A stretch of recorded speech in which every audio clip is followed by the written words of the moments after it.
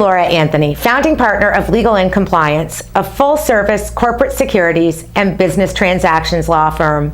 Today is a continuation in a LawCast series talking about the NYSE MKT listing requirements.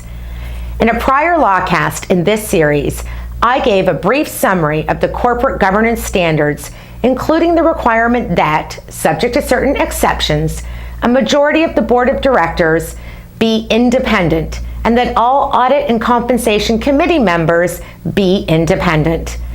In the last LawCast, I discussed the basic independence standards. In this LawCast, I'm going to talk about the exceptions to the independence rules. The NYSE MKT exempts controlled companies from the requirement that a majority of the board of directors and that all of the compensation, audit, and nominating committee members be independent. A controlled company is one in which over 50% of the voting power is held by an individual, a group, or another company. The NYSE MKT also exempts smaller reporting companies from the full governance standards. A smaller reporting company is only required to have a board of directors in which 50% are independent, and is only required to have 2 members on its audit committee, though both must be independent.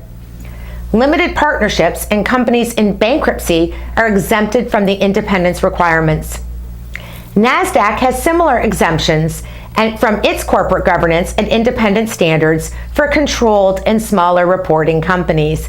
NASDAQ also defines a controlled company as one in which 50% of the voting power is held by an individual, a group, or another company.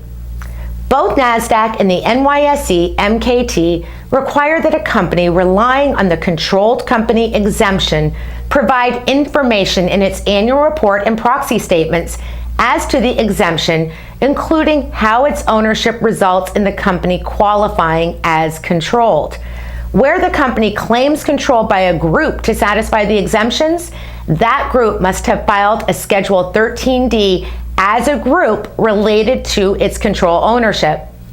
Both NASDAQ and NYSE MKT provide for a phase-in or transition period for full corporate governance compliance for companies ceasing to be a controlled company or smaller reporting company.